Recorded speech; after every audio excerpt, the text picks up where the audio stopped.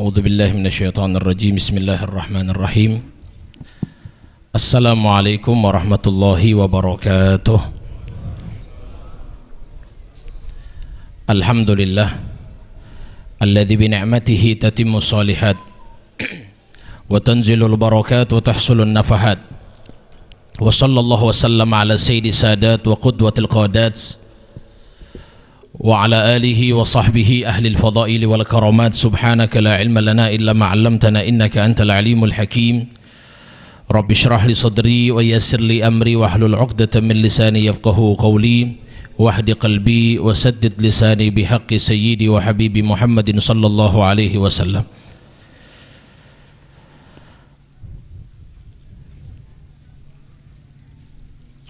Mari sama-sama kita kirimkan suratul Fatihah kepada para guru kita, para masyayikh kita, wabil khusus kepada almarhum guru besar almarhum Syekh Nusi Bakari.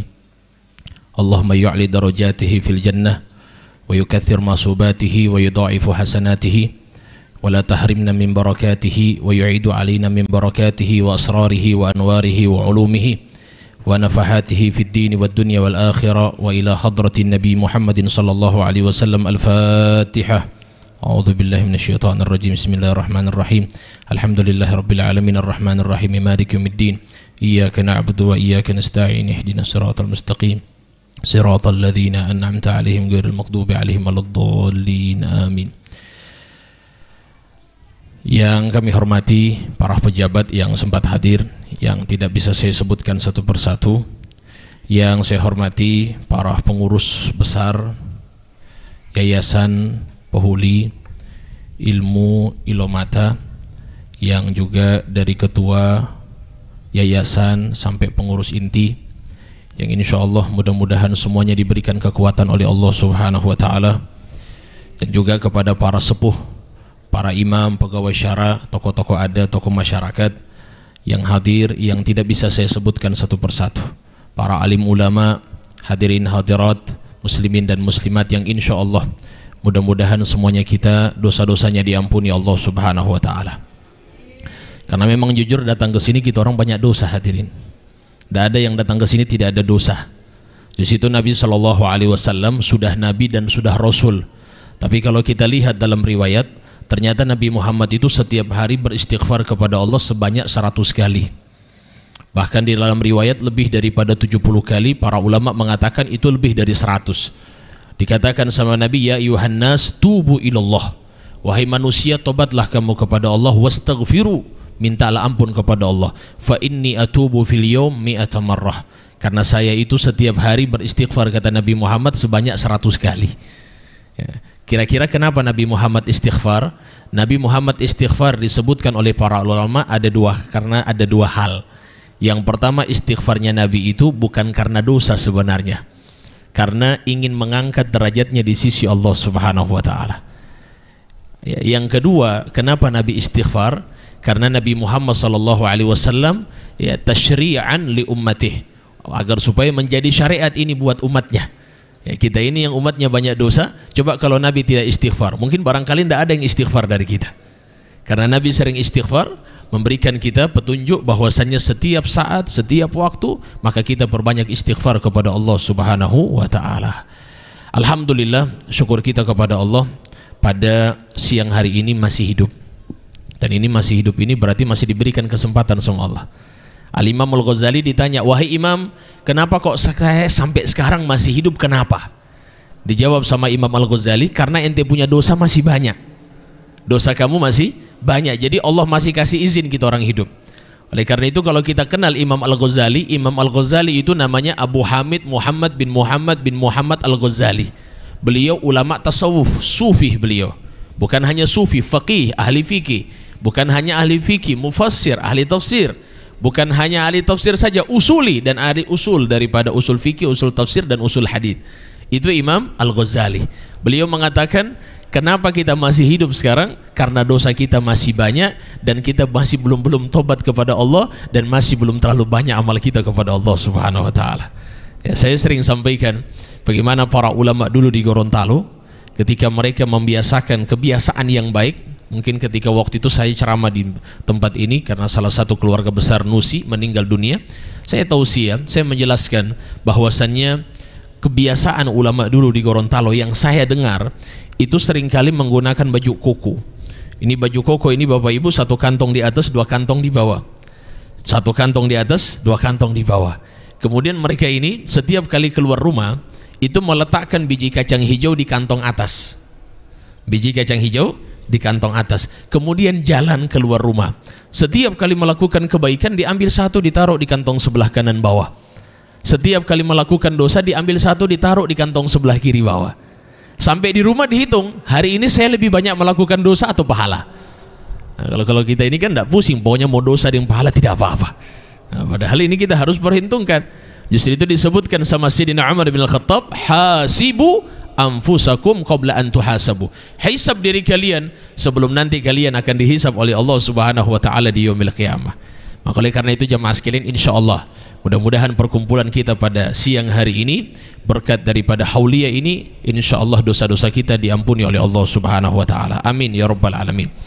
Salawat dan salam tak lupa kita senantiasa bersolawat kepada junjungan kita, panutan kita, pemimpin dari segala pemimpin, yaitu baginda Nabi Muhammad sallallahu alaihi wasallam, beserta para keluarga, para sahabat, para tabi'in dan tabi'ut tabi'in. Mudah-mudahan kita dianugerahkan oleh Allah bisa mencintai dan mengikuti mereka semua. Amin Allahumma amin. Jamaah sekalian yang dimuliakan Allah Subhanahu wa taala, sebenarnya saya di sini merasa tidak pantas berdiri, jujur saja.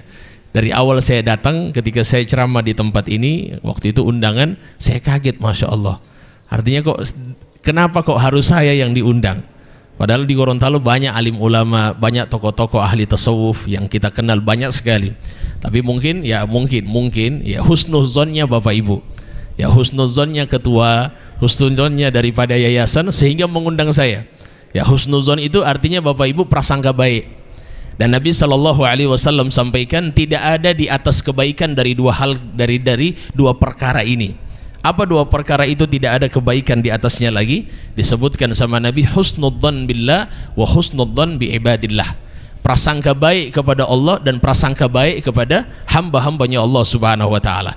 Bahkan kalau kita lihat Bapak Ibu, hadirnya kita di tempat ini karena Allah hadirkan. Dan kita husnuzon kepada Allah, dengan hadirnya kita ini pasti Allah akan memberikan kita sesuatu. Itu husnuzonnya. Justru itu kalau seandainya kita datang ke tempat ini biasa-biasa, ya begitu juga kita akan dapatkan. Justru itu para ulama mengatakan dari ahli tasawuf, al-madad ala qadril mashhad.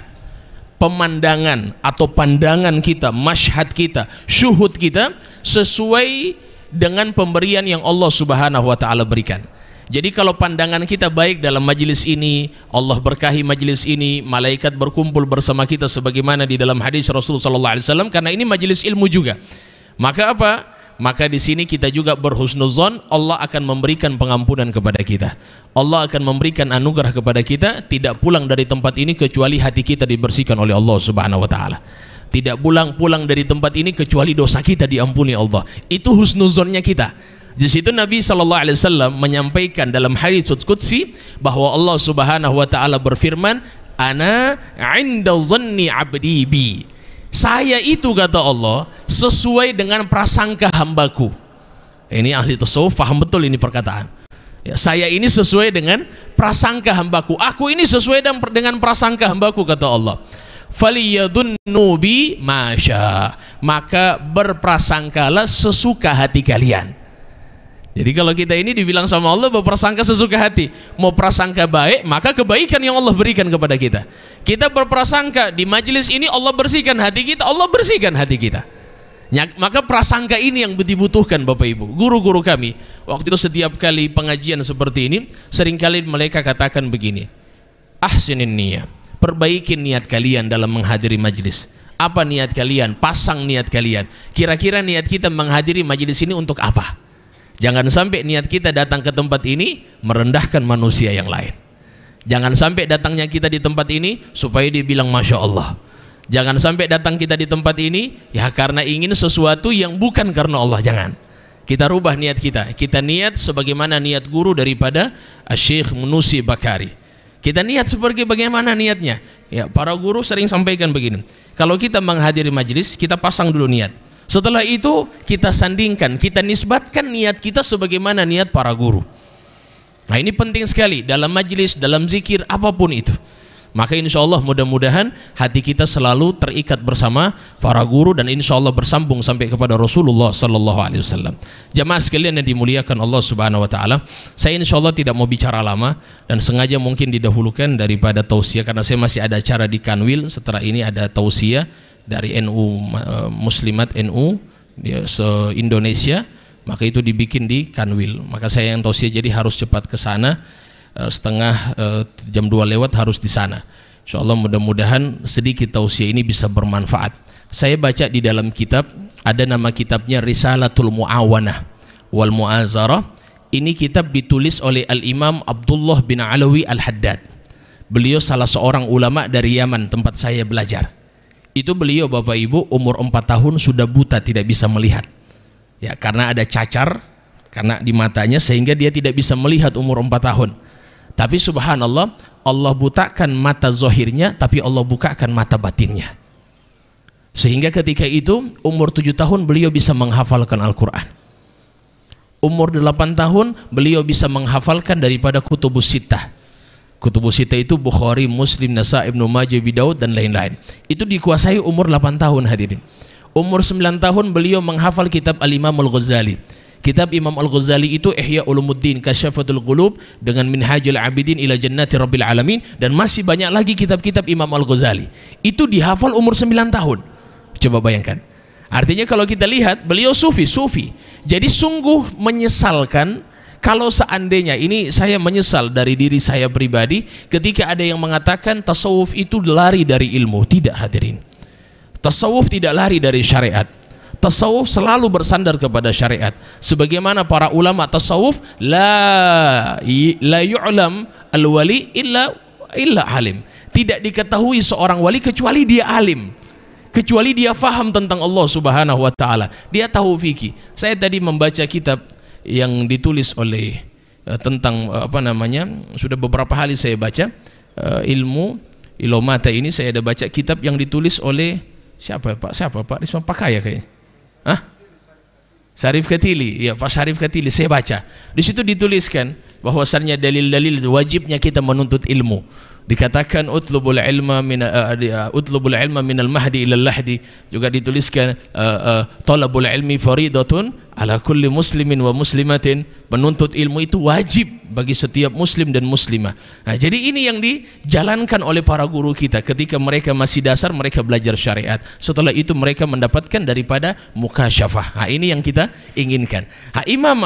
Tadi Al-Imam Abdullah bin Al-Haddad hadirin, beliau itu dari segi ilmu sudah begitu.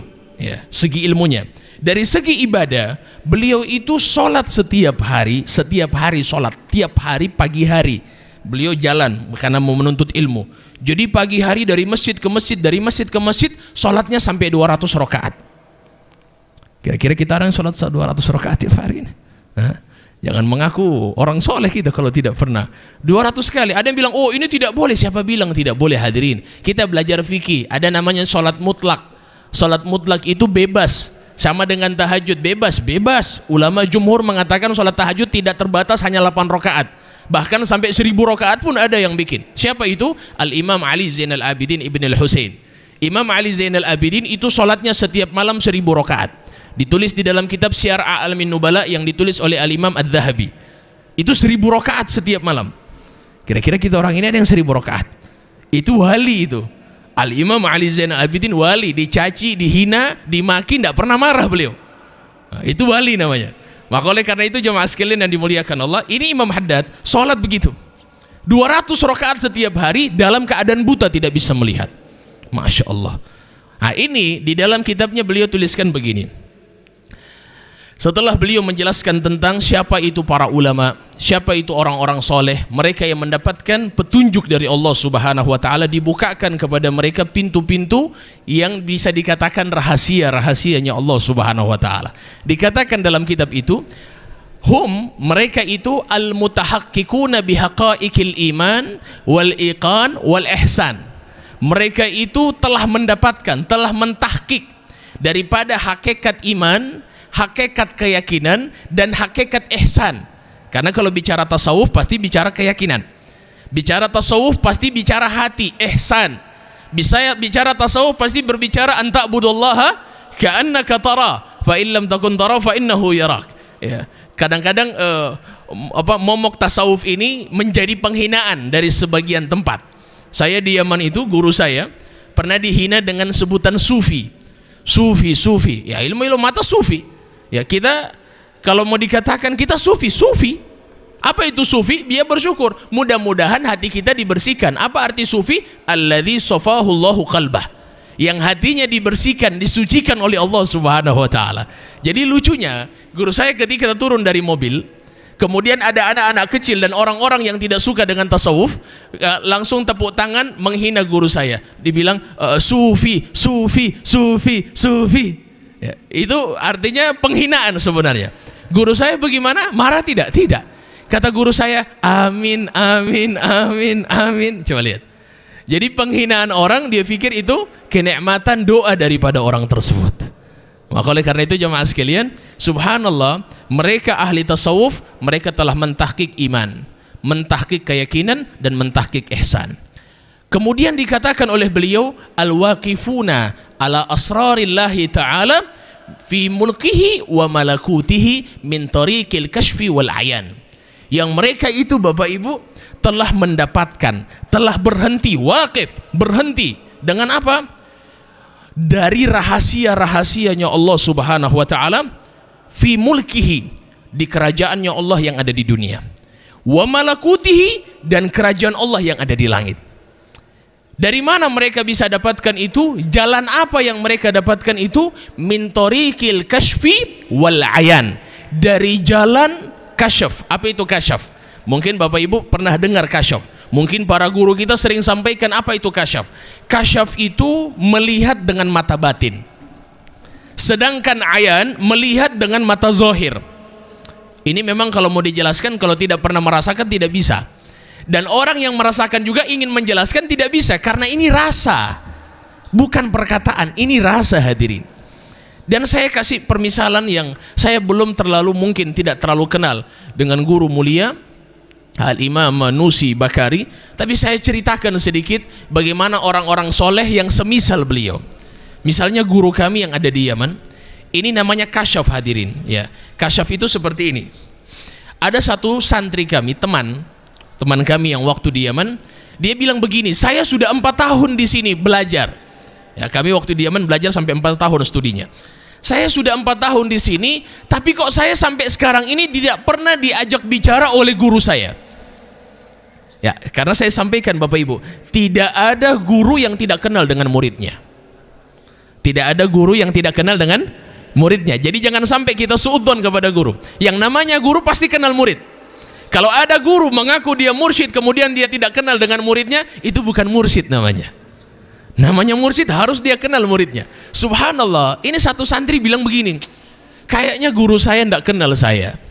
Kenapa kok saya tidak pernah diajak bicara, tidak pernah ngobrol dengan dia? Bisakah dia kenal sama saya? Itu ucapan dalam hatinya hadirin, dalam hatinya.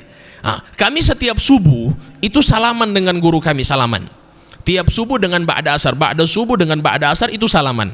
Setelah sholat di masjid, setelah itu kami salaman. Nah, ini terlintas di dalam hatinya, kayaknya guru saya tidak menganiaya saya, kayak sudah 4 tahun dan bahkan sudah mau pulang ke kampung halaman. Ketika beliau lewat di depan guru saya, pas mau salaman, guru saya bilang, kamu asalnya dari Lombok, kamu sudah 4 tahun di sini belajar, kitab yang kamu baca dari fikih sudah selesai minhaj. Ya, daripada fikih sudah minhaj, daripada tafsir kamu sudah menghatapkan tafsir Al-Baghawi, kemudian kamu sudah belajar hadis, kamu sudah belajar alfiyah dalam nahwu, dan kamu sekarang sudah 4 tahun berada di pondok saya. Gemetar ini anak, kawan saya gemetar. Ini namanya apa? Kasyaf, melihat dengan mata batin. Oh, ini mustahil ya, karena kita tidak rasa. Kalau rasa ya bisa. Oh, yang tahu gaib itu Allah. Ya memang kita orang ahlu sunnah wal jamaah, kita semua meyakini yang tahu gaib itu hanya Allah. Tapi mustahilkah Allah menampakkan kepada kita yang menjadi hambanya Allah? Mustahil atau tidak? Tidak. Salah satunya siapa? Nabi Muhammad. Nabi Muhammad tidak tahu gaib, tapi kita tahu bersama ketika beliau SAW Isra Mi'raj, pergi dari Masjidil Haram ke Masjidil Aqsa dalam Al-Quran, kemudian ke Sidratul Muntaha. Setelah beliau sampai, banyak yang mendustakan Nabi Muhammad, banyak sekali. Abu Jahal dan abu-abu yang lain banyak sekali yang waktu itu. Dia dustakan Nabi Muhammad. Dia bilang, kamu tidak mungkin, bagaimana mungkin tidak sampai satu malam kemudian kembali dari Palestina, kemudian kembali kemana? Ke Makkah. Ini tidak masuk di akal, wahai Muhammad. Akhirnya kata Abu Jahal, wahai Muhammad, maukah saya panggil seluruh masyarakat dari kabilah-kabilah yang ada di Makkah untuk berkumpul dan kamu sampaikan ini? Kata Nabi Muhammad, saya tidak takut, fadhal, datangkan semua mereka. Didatangkan semua masyarakat Quraisy, jemaah sekalian. Langsung ditanya, orang-orang yang ada di situ tanya sama Nabi Muhammad. Apa yang ditanya? Hei Muhammad, kalau memang betul kamu tadi malam pergi Isra Mi'raj, tolong kamu jelaskan apa saja yang ada di dalam Masjidil Aqsa, apa saja yang ada di luar. Ya, orang kalau datang tidak ada mau baku perhatikan itu, ya kan? Coba misalnya kita ini diperjalankan oleh Allah seperti Nabi Muhammad. Nabi Muhammad jumpa dengan para nabi, dari Nabi Adam, Nabi Nuh, Idris, semuanya dijumpa oleh Nabi SAW dan sholat berjamaah waktu itu. Nah, ini Nabi Muhammad jumpa. Jadi Nabi Muhammad tidak baku perhatikan jendela masjid lagi. Nabi Muhammad tidak perhatikan tiang di Masjidil Aqsa ada berapa. Jadi sehingga pertanyaan ini Nabi Muhammad bingung, tidak tahu jawabannya. Di mana Allah nampakkan? Allah nampakkan seperti syasyah. Kita bisa lihat di dalam kitab Ar-Rahiqul Makhtum yang ditulis oleh Al-Imam Saifur Rahman Al-Mubarakfuri, dan ini dipakai oleh semua ahlu sunnah wal jamaah. Dibukakan hadirin seperti bioskop. Disebutkan itu syasyah. Syasyah itu bioskop TV di depan Nabi Muhammad, sehingga Nabi Muhammad ketika ditanya seakan-akan beliau melihat di depan matanya sallallahu alaihi wa alihi. Itu namanya apa? Kasyaf. Nah, ini mereka dapatkan dari mana hadirin? Justru itu beliau dikatakan dari jalan kasyaf dan jalan ayan, melihat secara langsung. Setelah itu beliau mengatakan, wa ma wasalu ila hadhil maratib, wala wasalu ila hadhil maratib, tidak mungkin mereka bisa mendapatkan derajat ini. Tidak mungkin orang soleh, kita tidak mungkin Panusi Bakari tidak mendapatkan derajat ini. Bagaimana mereka dapatkan? Disebutkan oleh beliau, illa bihusni iktifaihim wa kamalittiba'ihim, karena mengikuti Nabi Muhammad sallallahu alaihi wasallam. Ikut Nabi Muhammad hadirin. Tidak ada namanya meninggalkan syariat, la wallah. Semua kitab ulama menuliskan seperti itu. Ketika itu jamaah sekalian yang dimuliakan Allah, dengan mengikuti Nabi kita tahu jalannya. Al-Imam Al-Bustami mengatakan kullu tariqin masdud. Setiap jalan itu tertutup, terhalangi untuk menuju kepada Allah. Illa bitariqi Rasulillah sallallahu alaihi wasallam, kecuali jalan menuju daripada jalannya Nabi Muhammad SAW. Di situ kalau kita lihat bagaimana kebiasaan kita sehari-hari, sudahkah kita mencontohi Nabi? Ya, kalau minta maaf ya minta maaf. Sekarang ada yang mengatakan, oh saya sudah tidak mau sholat lagi. Kenapa kamu tidak mau sholat? Saya sudah ma'rifatullah, saya sudah sampai kepada Allah. Lah. Tidak pernah diajarkan seperti itu. Dari ahli tasawuf tidak pernah ajarkan seperti itu. Mohon maaf. Di situ dikatakan Nabi Muhammad sholatnya bagaimana Bapak Ibu? Bengkak kaki atau tidak? Bengkak kaki Nabi Muhammad. Disebutkan dalam hadis Sahih Muslim, Sahih Bukhari, karena Rasulullah SAW yusalli hatta tatawarramat qadamah. Nabi Muhammad sholat itu sampai bengkak kakinya, sampai bengkak kaki. Aisyah bilang sama Nabi, ya Rasulullah, kenapa kamu sholat sampai seperti ini? Dosa kamu, waqad ghafarallahu laka min dambika wa ma ta'akhir. Allah telah mengampuni dosamu yang lalu dan yang akan datang. Ma taqaddam wa ma ta'akhir. Yang lalu dan yang akan datang sudah diampuni sama Allah. Kenapa kamu masih capek begini lagi? Apa kata Nabi? Afala uhibbu an akuna 'abdan syakura? Tidak bolehkah saya menjadi hamba yang bersyukur kepada Allah Subhanahu wa taala? Di situ kata para ulama, makom yang paling tertinggi setelah semuanya adalah makom syukur. Musibah jadi nikmat bagi mereka, masalah jadi nikmat bagi mereka, ya, ujian jadi nikmat bagi mereka. Itu apa? Itu makom yang paling tertinggi. Bengkak kaki Nabi sudah dijamin surga. Kira-kira orang sudah dijamin surga atau belum? Atau masih samar orang di surga ini? Nah, masih samar kita orang di surga, tidak ada yang dia jamin surga hadirin. Tapi kok kenapa beliau sampai seperti itu? Nah ini, maka jalannya Nabi SAW sangat penting kita ikuti dalam keseharian kita. Apalagi Bapak Ibu, mohon maaf, kalau kita dalam keseharian bangun tidur ikut cara Nabi atau tidak? Atau selama ini kita orang bangun tidur handphone yang kita pegang duluan? Saya sufi, bangun tidur pegang handphone. Bukan sufi itu, tufi. Tidak ada sufi begitu. Sufi bangun tidur yang diamalkan apa? Alhamdulillah alladzi ahyana ba'da ma amatana wa ilaihin nusyur. Sufi ketika bangun tidur yang dia ingat pertama adalah Allah Subhanahu wa taala. Hadza sufi hadirin. Ini sufi. Ketika keluar rumah apa yang beliau baca? Bismillah tawakkaltu 'alallah. Wala haula wala quwata illa billah. Ini doa-doanya Nabi ini Bapak Ibu disandingkan dengan tasawuf masuk semua. Bagaimana ketika Nabi Muhammad masuk toilet? Amalkan enggak? Amalkan. Bagaimana mereka lakukan ketika masuk toilet? Ini kehidupan Nabi, ini sepele kita pikir, masuk kamar mandi lagi. Bapak Ibu, ini jalan menuju kepada Allah harus jalan seperti ini. Masuk toilet Nabi Muhammad pakai kaki apa? Oh ini SD punya Ustadz, ya lah bukan SD, ini wali kutub punya begini. Kutub Abdal seperti ini cara jalannya. Ya, bagaimana cara masuk toilet? Pakai kaki kiri. Doanya apa? Doanya Bismillah. Allahumma inni a'udzubika minal khubuthi wal a'udzubika minal khubuthi wal khaba'is. Keluar kamar mandi. Alhamdulillah alladzi adhaba 'annil adza wa 'afani ghufranak. Ini kita anggap remeh seperti ini hadirin. Padahal ini sunnah-sunnah adab-adab yang diajarkan oleh Nabi SAW. Nabi Muhammad bagaimana ketika di toilet? Pernah tidak nyanyi Nabi Muhammad dalam toilet? Ya, pernah tidak habis satu album? Ini ibu-ibu kadang-kadang masuk kamar mandi satu album habis dengan ini lagu-lagu. Baru mau mengaku sufi, tidak bisa mengaku sufi baru mau nyanyi di kamar mandi. Nah, oleh karena itu jemaah sekalian yang dimuliakan Allah Subhanahu wa taala, maka adab-adab nabawi yang diajarkan oleh beliau. Nabi Muhammad selalu menebarkan kasih sayang, tidak pernah benci satu sama lain. Ya, saya baca tadi juga di buku beliau sempat menuliskan bahwasannya menebarkan kasih sayang adalah manhaj ilomata, ini termasuk menebarkan kasih sayang kepada orang lain, mencintai orang lain sebagaimana mencintai diri sendiri. Di situ sesuai dengan sabda Nabi. Apa kata Nabi Muhammad? La yu'minu ahadukum hatta yuhibba li akhihi ma yuhibbu li nafsi. Tidak sempurna iman kalian sampai kalian mencintai orang lain sebagaimana kalian mencintai diri kalian sendiri. Nah, ini manhaj Bapak Ibu.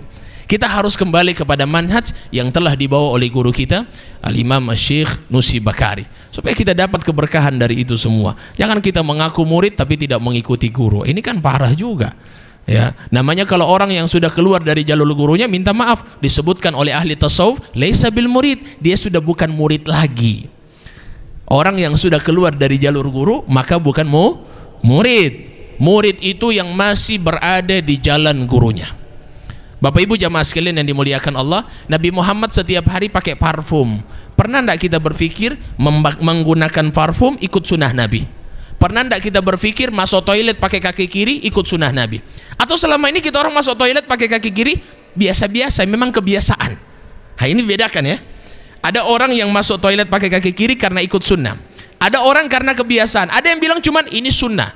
Tapi ahli tasawuf setiap kali dia mengikuti Nabi Muhammad, dia hadirkan Nabi Muhammad dalam hati. Dia bilang saya mengikuti ini karena Nabi Muhammad lakukan, dan saya melakukan apa yang dilakukan oleh Nabi Muhammad. Nah, itu namanya kalau bahasa tasawuf dibilang ta'assi. Apa itu ta'assi Bapak Ibu? Ta'assi itu menghadirkan Nabi ketika melakukan sunnah-sunnah adab-adab dari Rasulullah Sallallahu Alaihi Wasallam.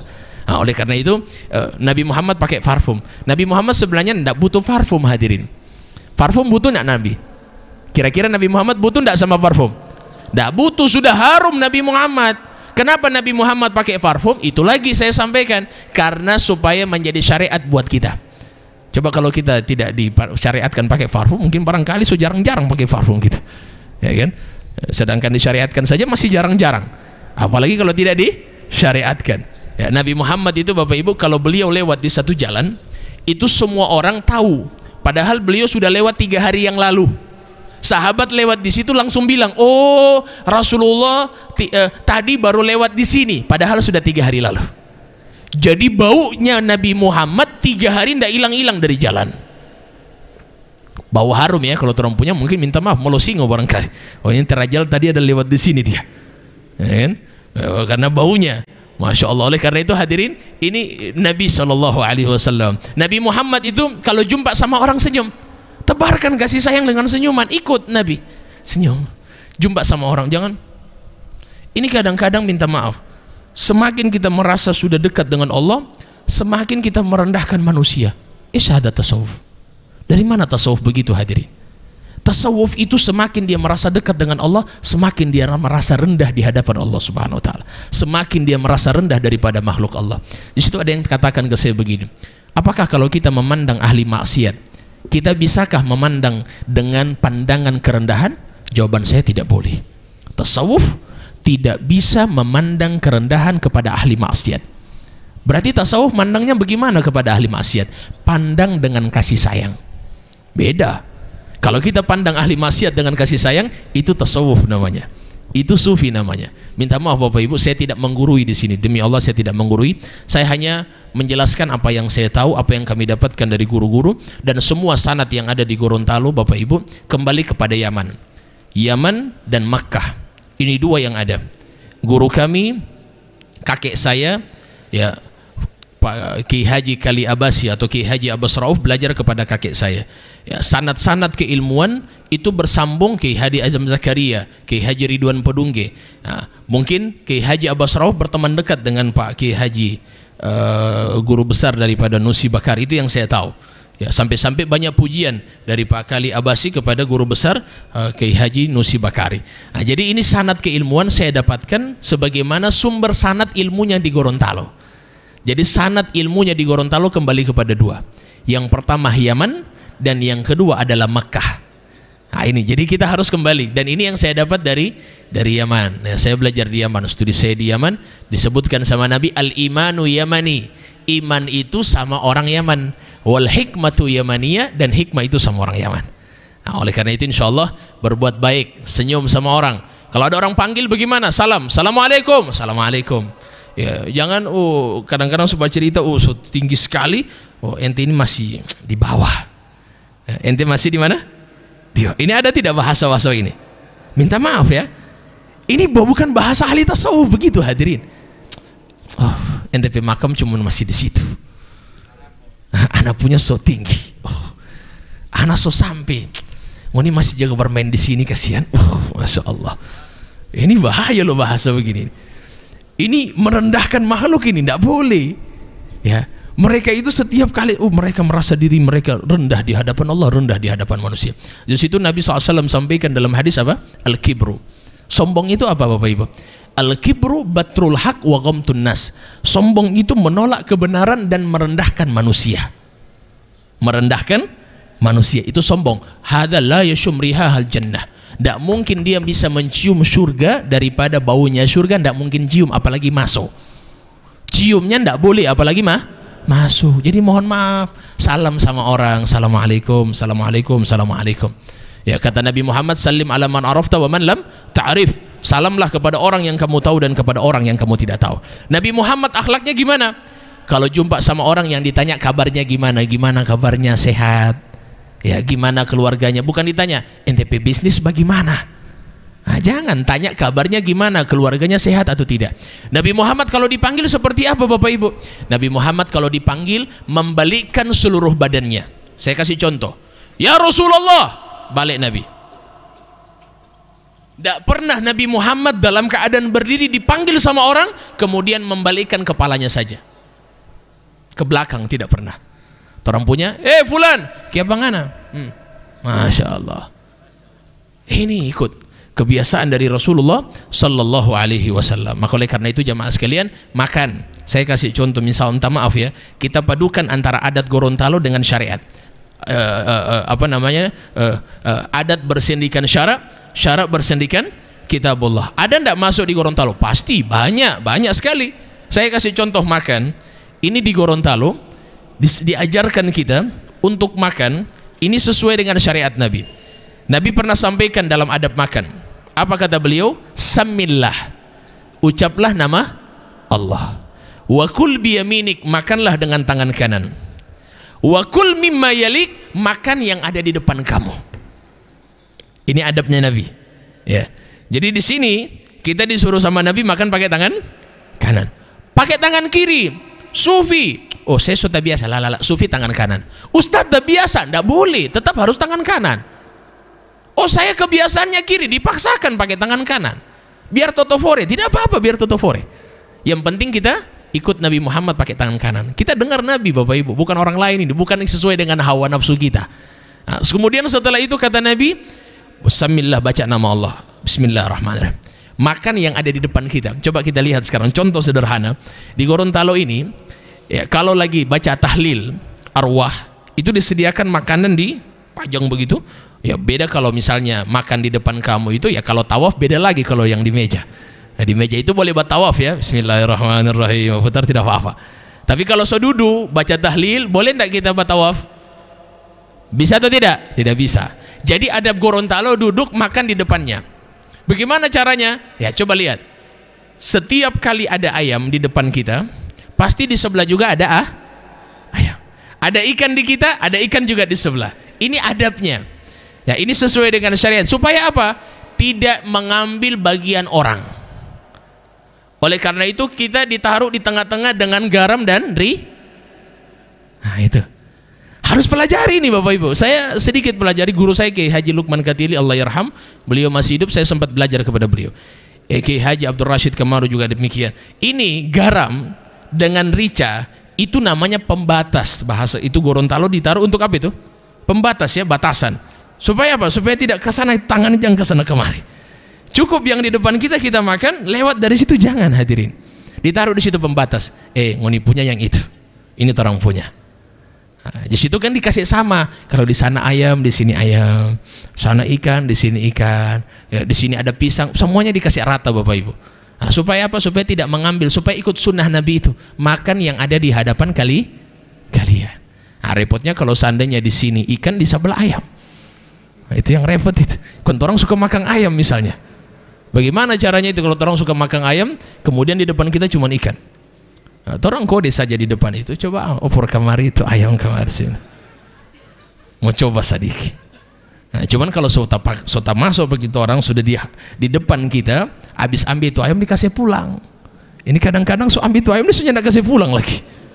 Dia pikir dia punya itu, tidak. Kita pulangkan lagi dari adab yang diajarkan oleh para guru. Oleh karena itu jemaah sekalian, ini beberapa adab insyaallah mudah-mudahan barokah, dan mohon maaf segala kekurangan. Saya juga sudah dapat telepon. InsyaAllah kita semua diberkahi oleh Allah Subhanahu Wa Taala, dan mudah-mudahan silaturahim ini menjadi silaturahim barokah, dan insyaallah paling utama para guru kita ridho dengan apa yang kita lakukan. Ya insyaallah mudah-mudahan kita semua dijadikan oleh Allah Subhanahu Wa Taala hamba-hamba yang taat kepada Allah, yang mengistiqomahkan daripada jalan yang benar, dan juga insyaallah hati kita dibersihkan oleh Allah Subhanahu Wa Taala. Amin Allahumma amin. Allahumma ij'al jamana hadha jaman marhuma wa tafarruqana min ba'di tafarruqan ma'suma wa la taj'al fina wa la ma'na syaqiyan wa la mahruma ya rabbal alamin. Allahumma tahhir qulubana minar riya, Allahumma tahhir qulubana minal kibir, Allahumma tahhir qulubana minal hasad, Allahumma tahhir qulubana minal ujub, Allahumma tahhir qulubana min amradil qulub ya rabbal alamin. Bijahi sayyidil mursalin wa ya akramal akramin wa ya arhamar rahimin. Rabbana atina fid dunya hasanah wa fil akhirati hasanah wa qina adzabannar. Wa sallallahu ala sayyidina Muhammadin wa ala alihi washabbihi wasallam walhamdulillahi rabbil alamin. Terima kasih banyak. Boleh maafu billahi taufiq wal hidayah. Assalamualaikum warahmatullahi wabarakatuh. Waalaikumsalam warahmatullahi wabarakatuh.